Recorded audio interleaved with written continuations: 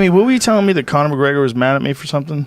What were you saying? I could pull up the video, I guess. What was he doing? Is that illegal? Are we allowed to see it? It's fine. Yeah, it's news. But what did he say? Something like, talking off script. I talk off script? Talk on script, or you call fights on a script or something. That is not really true because no one ever gives me a script.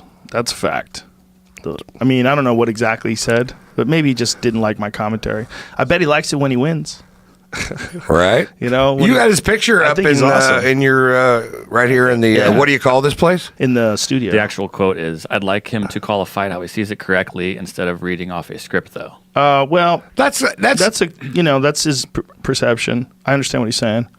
You know, sometimes people think that, but you know, it's very difficult when someone's calling your fight. If he's talking about me calling someone's fight that's not his friend, then that makes much more sense. It's fucking hard, man. It's hard for me. I have a really hard time calling friends fights. It's fucking hard. I don't. Do you know him and you're friends with him? Yeah, well, I don't know him that well, but I like him a lot.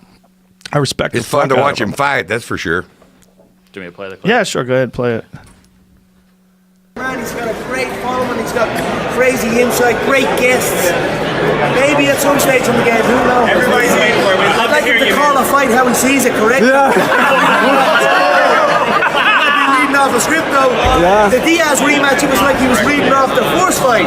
You know, and that last one he's talking about, the face was getting nice left from McGregor. I left that off the gun with a black eye. The same way as two rat cousins left with. His brother and his cousin left the off with a black eye. So once he fuck Khabib, man. Maybe at some stage he'll do it. So he's talking. They must have asked him if you do the podcast. Yeah, I think so. Yeah, I get his position. You know, that Diaz fight was a good fucking fight, man. It was a hard fight. I wasn't calling it like the last fight, but I had to call it with the knowledge of the last fight. I had to know what happened in the last fight. In the last fight, Diaz survived the storm, tagged him, had him rocked, and then finished him on the ground. It doesn't mean that he didn't win the second fight. It was a close fucking fight. The second fight was a very close fight, but you have to acknowledge that other fight took place. So he also said it like with a smile. Yeah, he's having fun. No, you could tell that. Man, I think that guy is, one of the most dynamic individuals to ever compete in the sport. He's a special person, very special person, very unusual guy. Even if he doesn't beat Khabib ever again, or you know he loses to this guy, loses to the Floyd Mayweather, who cares? He's still one of a fucking billion human being. He's an unusual guy. The amount of electricity and excitement. He's fucking good, man.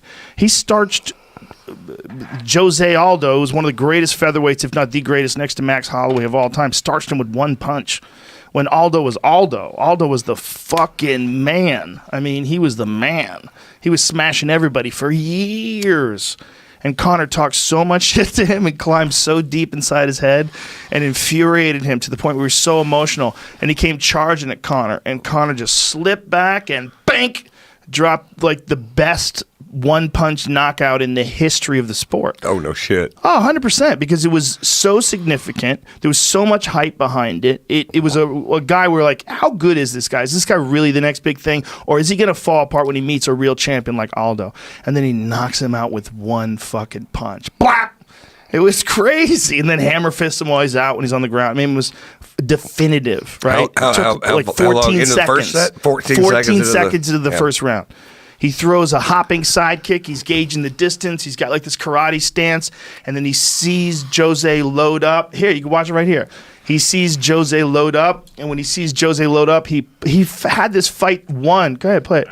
He had this fight won even before. I mean, he knew how it was going to go down. He knew what Aldo was going to do. He was real emotional and angry. So he knew he was going to come forward. So he's gauging his distance. Bang! See that? Bam! Oh, the Friday one. That was like one of the most spectacular KOs in the history of the sport because it had so much meaning to it. It was so important. It was for the featherweight championship of the world. Conor had already won the interim title. Him and Aldo facing each other. This big hype thing. It took like a year to put together. Crazy. So he's awesome. Did you call that? Oh, yeah. Yeah. I think it's the only time I've ever yelled out, he slept him. When someone got cracked, because it's just I don't even know why I said it. It's just like that's what came to my head. I just yelled it out. That's what he did. He slept him. I saw that special about that guy who announces for World Wrestling or professional wrestling.